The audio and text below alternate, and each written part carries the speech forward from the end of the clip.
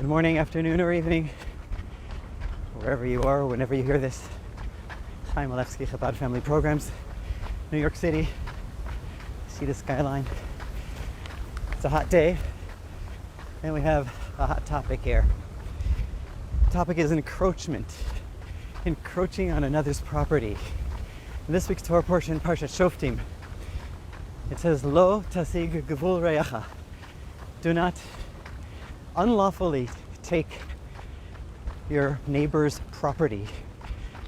It's the prohibition of moving the landmark that defines your area just a little bit, whether it's miles,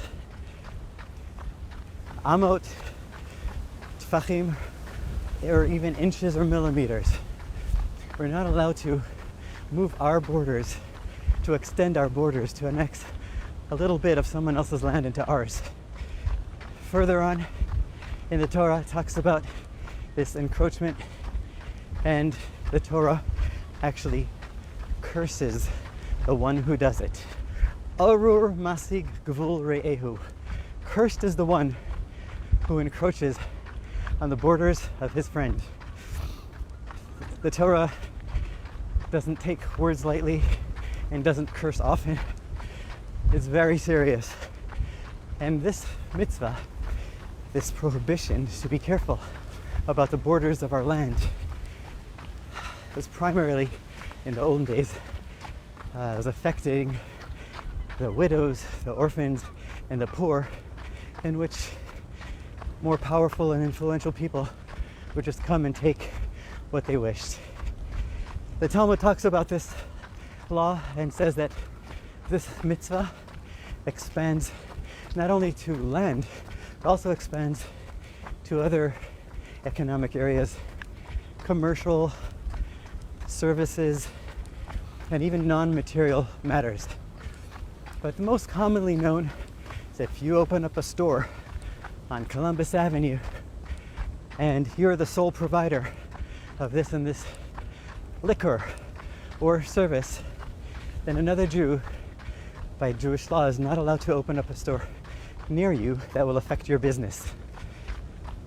And that, throughout our history, has been one of the big discussions in the Talmud and in the Jewish law about where it applies and what it applies. But the foundational understanding over here is that it's very serious. The Torah prohibits it and then curses the one who does it. Says the Rebbe, we find something fascinating about this halacha, that there's an exception to this rule. If you learn the Rambam, Maimonides, in his Code of Jewish Law, he writes that this applies everywhere but one place, and that is when a cheder, when there's a Jewish educational institution, he calls it a cheder, where Jewish children are learning Torah. And there's a cheder in the community, and another teacher, an able teacher, comes about. Not only is he allowed to open up his own shop and teach, but he's encouraged to do so. Furthermore, says the Rambam, not only if it's in the same community, but if it's in the same area, even in the same courtyard, if there's a communal area of houses, compound where people are living together and there's room for growth, the teacher can open up shop right there. And it's not an infringement, it's not a transgression, it's actually a mitzvah. And he quotes the pasuk.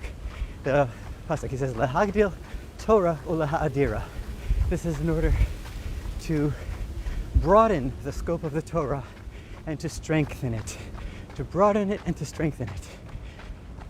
So, we have over here a rule not to encroach on another person's property. We have an exception to the rule when it comes to Torah study. We'll talk more about that in a minute. And now we'll go back to another beautiful perspective that Hasidus brings, that the Rebbe taught. The Rebbe says that every law in the Torah has its roots in the spiritual dimension. Even a physical looking law like encroaching on another's property by moving the landmarks, the stone border of your land, extending it a little bit into another's land. What is that in our lives, says the Rebbe? The Rebbe says a beautiful thing.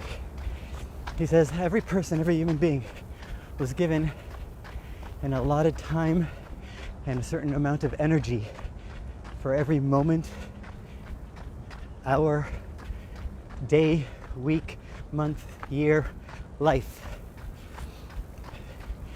Time that is dedicated, is meant to be dedicated for Torah study, for doing mitzvot, for bringing God into this world.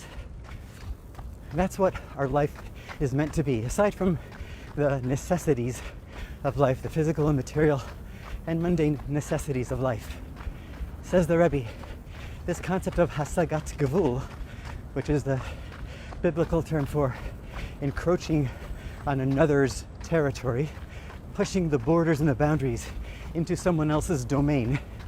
This applies also here when a Jew, instead of using their allotted time for holy things, for Jewish things, for mitzvahs, for Torah study, they stretch the limits and they encroach using mundane matters in holy time, doing not necessarily holy things and experiences in time that is meant to be holy.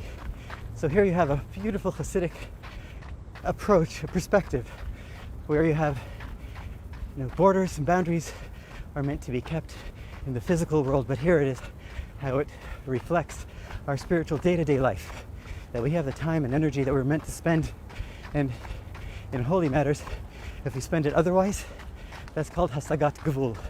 It's called encroaching on the intellectual property of another. Going back to the Rambam's ruling about the cheder, about opening up a school, opening up a cheder nearby, says the Rebbe, we see that this concept of Hasagat Gevul is so important in the Torah that the Torah actually curses the person who will encroach on another's property. How is it then, from a spiritual perspective, that a teacher of the Aleph Bet of Jewish studies is able to encroach on another teacher's property and set up shop and set up a new cheder right next door? So it says the Rebbe that this stems from, again, its spiritual roots. So we have this concept of lahagdil Torah or lahadira that the Rambam quoted, which means to strengthen the Torah, to broaden the scope of the Torah, to make it bigger and wider, and to make it stronger, to intensify it. Very surprised. The Rebbe says there are three dimensions relative to this conversation in Torah study. One is the introductory, when a child is yet young and they need to learn the Aleph Bet, they need to be introduced to ideas and concepts of the Torah. Right? That's one level. Then when we grow older, we learn Lilmod Ulilamed Lishmor Velasot. We learn Torah in order to be able to do, to teach, to observe, and to teach others. Then there's another level of Torah, and it's called Lahagdil Torah Ulahadira, which is learning Torah for its own sake, with no ulterior motive, not even the motive of action. Because regularly we know that our study of Torah we view it as a means to an end. We study Torah in order to learn and to know what to do and how to do it. And we know that Hamasa hu ha'ikar, it is the action that is the main thing. However, Hasidus teaches that there is another level, another dimension of Torah, which is above action, which comes from a level within God before Torah manifests itself in the physical world of action. And that is in the world of thought. So the Rebbe says that this lahagdil Torah lahadira, to strengthen the Torah and to expand it, this is reaching the highest level, that level of the Torah, even before it manifests itself in this physical world. The Rebbe says, from these three dimensions of the Torah, from the introductory one where children learn Torah, the middle one where we learn in order to know what to do, and the third one where we go back to learning Torah just for the sake of learning. The first and the third are linked. They're connecting us to a level within God that is above the realm and the dimension of nature, of action. And therefore, says the Rambam, studying with little children, educating our youth, strengthens the Torah, and it connects us to that high level. And lahagdil Torah ulahadira, we say that yagdil Torah v'yadir, we say it every time we take out the Torah in the shul.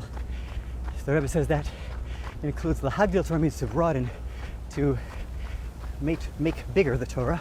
That is a concept of quantity, to make it wider, to learn things that are not necessarily related to action. Lahadira, liyadir, is to strengthen it, to make it stronger, and that's quality.